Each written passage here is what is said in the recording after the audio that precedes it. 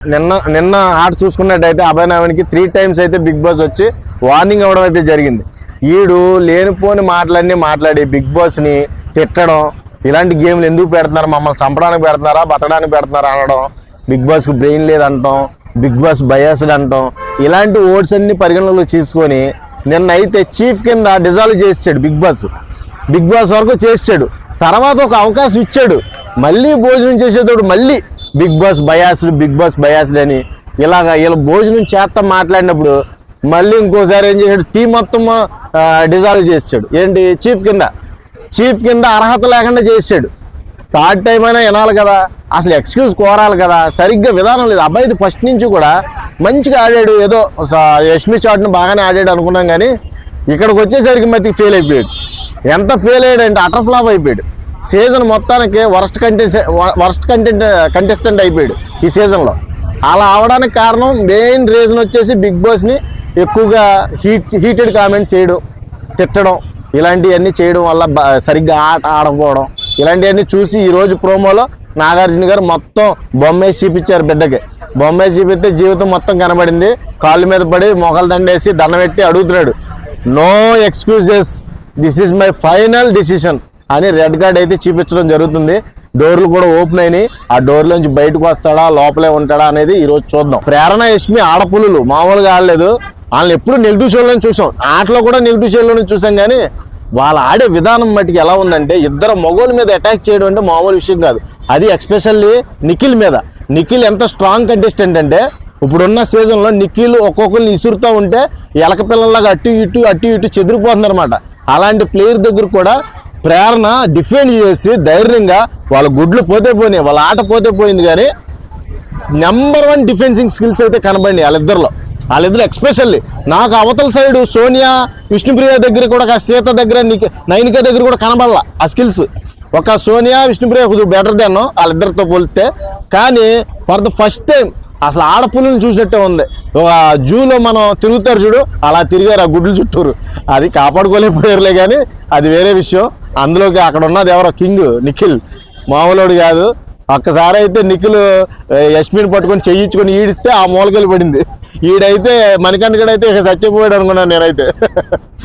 ప్రభావతి 2.1 నిన్నైతే అందరికీ darlings good bye చెప్పేసి వెళ్ళిపోయింది.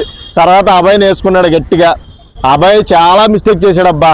అభయ్కి ఆ చీఫ్ కింద అర్హతే లేదు. నేను అనుకుంటాను, నా లాస్ట్ సీజన్లో కూడా చెప్పా, అభయ్ అలా తిడుతున్నప్పుడే వీడిని ఖచ్చితంగా రేపొద్దున తీసేస్తారు చీఫ్ కింద అనుకున్నా. నేను అనుకున్నట్టుగానే తెల్లారేసరికి బిగ్ బాస్ నిర్ణయం తీసుకున్నాడు, నువ్వు చీఫ్ కింద అర్హత కోల్పోయావు కాబట్టి నువ్వు ఆ చీఫ్లో ఉన్న జనాలను ఏం కాపాడగలవని వాళ్ళందరినీ కూడా రెడ్ జోన్లో పెట్టేశాడు. డోర్లు ఓపెన్ చేసినప్పుడు కనీసం సారీ చెప్పలేదు. సోనియా వచ్చి మెచ్యూర్గా ఓ పక్కన నుంచొని, అరే బాబు నువ్వు చేసింది, నువ్వు మాట్లాడింది తప్పురా, సారీ కోరుకోరా అంటే, నేనే ఎప్పుడో ఆల్రెడీ చెప్పేసిన సారీ, నేను మళ్ళీ చెప్పాలా అన్నాడు. ఇక నిఖిల్ కూడా తగ్గి వీడు చెప్పేటట్లేడు మూర్ఖుడు, మనం అందరం కలిపి చెప్దామని అందరం కలిపి చెప్పిన తర్వాత ఇక లాస్ట్ ఒక వార్నింగ్ ఇచ్చాడనమాట. నేను చెప్పిన దానికి మీరు యాక్సెప్ట్ చేస్తేనే నా డోర్లు క్లోజ్ చేస్తాయంటే చెప్పండి అన్నారు. నా గేము నా రూల్స్ అంతే అంటే అవి ఓకే చేసిన తర్వాత ఆ డోర్స్ అన్ని క్లోజ్ అవ్వడం జరిగింది. అప్పటిదాకా అయితే క్లోజ్ అవ్వాలి. నాకు తెలిసి లిటరల్లీ మెడపట్టుకుని గెంటేస్తారే వీళ్ళు బయటికి. అబ్బాయి వెళ్ళకపోతే నేను అనుకున్నా, ఏమనుకున్నా అంటే అబ్బాయి వెళ్ళకపోతే మీలో ఒకటి వెళ్ళిపోవాలంటే ఎగ్జాక్ట్లీ గెంటేసేవారండి. ఎందుకంటే శేఖర్ మాస్టర్ని ఎలిమినేట్ చేసిన వాళ్ళు అబ్బాయి అయితే మనకు గొప్ప అని గెంటేసేవాళ్ళు మెడపట్టుకొని. నేను అలా జరుగుద్ది అనుకున్నా, కానీ అనూహ్యంగా ఏమైందంటే ఒకసారి కోరిన తర్వాత నా రూల్స్ నా గేమ్ అని అక్కడితో క్లోజ్ చేయించాడు. అయినా సరే ఆయనకి కోపం తగ్గలేదని అయితే క్లియర్గా కనబడుతుంది ఈరోజు ప్రోమో చూస్తుంటే. నాగార్జున గారు మొత్తం A to Z ఇవన్నీ మాట్లాడి నీయే చూసి మాట్లాడు, అప్పుడు డెసిషన్ తీసుకుందాం అని రెడ్ కార్డ్ ఇలా పెట్టాడు. మరి ఆ రెడ్ కార్డ్ అంటే డేంజర్ జోను, అసలు నువ్వు ఆటకు పనికిరావని అర్థం, నువ్వు అసలు మాట్లాడడానికే అర్హత లేదు, నీకు హౌస్లో ఉండడానికే అర్హత లేదని ఒక క్లియర్గా అయితే హింట్ ఇచ్చాడు. మరి అది ప్రోమో రేస్ చేయడానికి చూపించాడా, ఇవాళ నిజంగానే అభయ్ని బయటికి గింటేస్తున్నాడా అనే విషయం ఇప్పుడు చూడాలి. నిఖిల్ ఇప్పుడు రెడ్ ఎగ్ సోనియాకి ఇచ్చింది కదా, పైన మీ ఒపీనియన్? సోనియా ఆబ్వియస్లీ ఇస్తాడు, ఎందుకంటే సోనియాకి ఇవ్వకపోతే తంతది ఓ మూలకి తీసుకెళ్ళి బైకుల్లో పొడుతుంది. కాబట్టి సోనియాకి, ఎందుకంటే మామూలుగా నిఖిల్ పాపం సిగరెట్ కాలితేనే తట్టుకోలేదు, అన్నం తినపోతేనే తట్టుకోలేదు. అలాంటి సోనియా రెడ్ ఎగ్ ఇవ్వకపోతే ఆత్మహత్య చేసుకుంటుంది. కాబట్టి ఈ అమ్మో ఇది సైకోదాంతో నేను పడలేనురా బాబు అని ఆల్రెడీ అభయ్తో అంటున్నాడు నిన్న జరిగిన షోలో. ఏంట్రా నన్ను డిఫెండ్ చేస్తుంది ప్రతిదానికి, అన్నం తినకపోతే నేను ఎందుకు అడుగుతాను, నాకేం సంబంధం, ప్రతిదీ కూడా చిన్న చిన్న విషయాలు కలుగుతుంది ఏంట్రా నా మీద అని చెప్తున్నాడు. ఆ విధంగా చూసుకుంటే సోనియాకి అలుగుతుందనే ఇచ్చాడు. ఇంకొక రీజన్ కూడా ఉంది, సోనియా ఎలాగే గెలవలేదు మళ్ళీ నేనే గెలుతానన్న కాన్ఫిడెంట్తో కూడా ఇచ్చాడు రెడ్ ఎగ్. నాగమణి కంటేనే ఏకలాగా పక్కన కూర్చోబెట్టుకుని పంచాయతీ మాట్లాడుకున్నారు ఇలా. పృథ్వీ గడు స్విమ్మింగ్ పూల్లో స్నానం చేస్తుంటే విష్ణుప్రియ అంటది, అబ్బా కండలు కాంతారా వచ్చాడే అంటుంది. ఏమే నీకు ఎంత షార్ప్గా పనిచేస్తే కళ్ళు అని అంటున్నాడు. వాడిని పక్కన పెట్టుకొని ఇలా పంచాయతీ.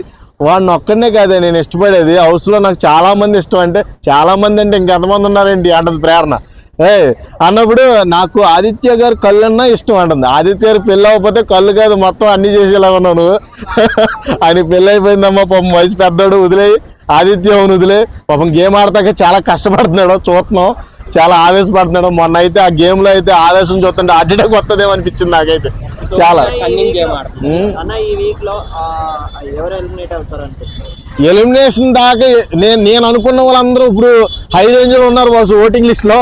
నేను అనుకున్న వాళ్ళందరూ తారుమారైపోయినాయి ఓట్లు. అసలు నేను వెళ్ళిపోతాను అనుకున్న వాళ్ళు స్ట్రాంగ్ అయిపోయారు, నేను స్ట్రాంగ్ అనుకున్న వాళ్ళు వీక్ అయిపోయారు. అందులో ఈ అబ్బాయి కూడా ఒకడు. ఆ అబ్బాయి నేను అసలు ఊహించలేదు. సెల్ఫ్ నామినేట్ అవగానే చాలా అప్రిషియేట్ చేశా, చాలా అంటే చాలా అప్రిషియేట్ చేశా. అమ్మని అమ్మ వీడికి మంచి గట్స్ ఉన్నారా బాబు, వాడేంటో నిరూపించుకోవాలని సెల్ఫ్ నామినేట్ అయ్యాడు అని చాలా గర్వంగా ఫీల్ అయ్యా. కానీ వాడు మాటలో, వాడి శాస్ట్లో, వాడి గేమ్ ప్లే మొత్తం జీరో అయిపోయింది. నాగార్జున దృష్టిలోనే కాదు, బిగ్ బాస్ దృష్టిలో మొత్తం పూరా కంప్లీట్ అయ్యాడు, వరస్ట్ గేమర్గా తయారయ్యాడు. ఇప్పుడు ఈ రెడ్ కార్డ్ ఏమన్నా బయటకు తోసేస్తే ఎలాగా నామినేషన్లో ఉన్నాడు కాబట్టి ఒక కంటెస్టెంట్ వెళ్ళిపోయినట్టే, ఇంకా అందరూ సేఫ్ అయినట్టే. లేదు ఇతన్ని మటుకి ఎక్స్క్యూజ్ చేసి వదిలితే నాకు తెలిసి ఇంకా రేస్లో ఇద్దరు ఉన్నారో, మన పృథ్వీ ఒకడు ఉంటాడు, దాంట్లో యష్మి ఉంటుంది, సీత ఉంటుంది, ప్రేరణ ఉంటుంది. వీళ్ళ ముగ్గురులో చివరి వరకు ఉంటారు. వీళ్ళలో ఎవరైనా సరే ఒకరు బయటకు రావచ్చు. అంటే నిఖిల్ ని సోనియాని చూస్తే ఇంతకు ముందు సీజన్లో అయితే పల్లవ్ ప్రశాంత్ రతికేనా వాళ్ళిద్దరు కెమిస్ట్రీ కొంచెం అంత ఎక్కువగా వర్కౌట్ అయ్యేది నాకు. అంత అప్పుడు నాకు గుర్తులేదు, మరి నువ్వు గుర్తు చేయాలి కానీ అప్పుడు గుర్తులేదు. నాకైతే లాస్ట్ సీజన్ గుర్తుంది, రతిక పల్లవ్ ప్రశాంత్ పద్దాక రాసుకొని పుచ్చుకొని ఉండేవాళ్ళు. చూడు ఎంతసేపు చేతిలో వేసుకొని నొక్కుంటూ ఉండేవాళ్ళు. అలాగే ఇక్కడ కూడా జరుగుతుంది. పద్దాక నిఖిల్ చేతిలో చెయ్యేస్తుంది, ఏంటో హగ్ చేసుకుంటుంది. నిఖిల్ని హగ్ చేసుకోకుండా ఒక్కరోజు కూడా లేదబ్బా, ఒక్క షోలో కూడా లేదు. మీరు ఒక్క షోలో కూడా ఒక్క డే కూడా లేదు. నేను చెప్తా ఖచ్చితంగా, ఇంకా ఎన్ని హగ్గులు ఇస్తుందో తెలియదు కానీ ఖచ్చితంగా ప్రతిరోజు ఒక హగ్గు అయితే ఉంటుంది నిఖిల్తో. యాక్చువల్గా లేడీస్ అందరూ కూడా నిఖిల్ మీద కొన్నేశారు. ఆల్రెడీ డిస్కషన్ కూడా జరిగింది. ఏంటి నిఖిల్ అంటే నాకు చాలా ఇష్టం, ఎంతమందికి ఇష్టమే అని అందరూ గ్రూప్ పంచాయతీ కూడా పెట్టుకున్నారు. ఇంతకీ నిఖిల్కి పృథ్వీకి చాలా ప్రాణగండం అయితే ఉంది బిగ్ బాస్ హౌస్లో. నాకు తెలిసి ఏ పులిహేరు కలిపేస్తారు వీళ్ళిద్దరినే. అదమ్మా బిగ్ బాస్ హౌస్ కాసేపు మత్తుండి ఆడండి, మతి లేకుండా ఆడితే వాళ్ళిద్దరు బలైపోతారు. వాళ్ళ శీలాలను ఎవరు కాపాడతారు ఏంటో. ఎవరికి? సోనియాకి నిఖిల్కి ఆబ్వియస్లీ ఇప్పుడు ఉన్న సిచ్యువేషన్ ప్రకారం నీకేమనిపిస్తుంది? లవర్స్ అనిపిస్తుంది ఎవరు చూసినా. ఎక్కువగా సోనియా నిఖిల్ మీద కాన్సన్ట్రేషన్ చేసింది. నిఖిల్ ఎవరితో అయినా ఆడవాళ్ళతో మాట్లాడుతుంటే ఆమెకి ఈర్ష్య వచ్చేసి మాట్లాడట్లా. మీరు గమనిస్తున్నారో లేదో, ఆమెకి చాలా ఇగో వచ్చేస్తుంది అన్నమాట. ఎవరితో అయినా వేరే వాళ్ళతో మాట్లాడుతుంటే నువ్వు ఎందుకు మాట్లాడుతున్నావు అన్నట్టుగా ఫీల్ అయిపోతుంది. అక్కడైతే క్లియర్గా కనబడుతుంది ఆటలో నిఖిల్ మీద ఏదో ఉంది, ఏదో తొడబంధం ఏదో ఉండే ఉంటది బయట. ఆర్జీవి శిష్యురాలు కదా.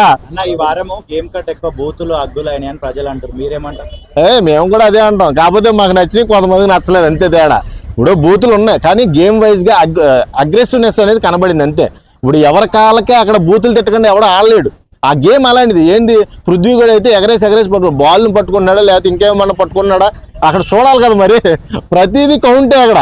ఇక్కడ ఏమవుతుందంటే అక్కడ నీకు బాల్ ఎక్కడ దాటున్నారో ఇక్కడ దాటున్నారు, ఈ బాల్ డిఫెన్స్ చేయాలి. ఇక్కడ పొదిగితే మరి ఆబ్వియస్లీ ఇప్పుడు వీడు ఉన్నాడు పృథ్వీ గాడు, చాలా యంగర్ పర్సన్. ఆడు బాగా కోపం వచ్చిందంటే ఏదైనా చేస్తాడు. ఆడు వెళ్ళి లాగేస్తున్నాడు డైరెక్ట్గా. అవి కొద్దిగా అంత ఇబ్బందిగానే ఉన్నాయి చూసే వాళ్ళకి, కొంతమందికి. నాకైతే బాగున్నాయి. మీకు ఎలా ఉందో నాకు తెలియదు కానీ నాకైతే చూడముచ్చటగా ఉంది. రాత్రి అయితే వీడు ఎవడో మణికంఠ కూడా హగ్గులు, ఏంటి అక్క అని పిలుస్తున్నాడు, హగ్గిమ్మన్నాడు.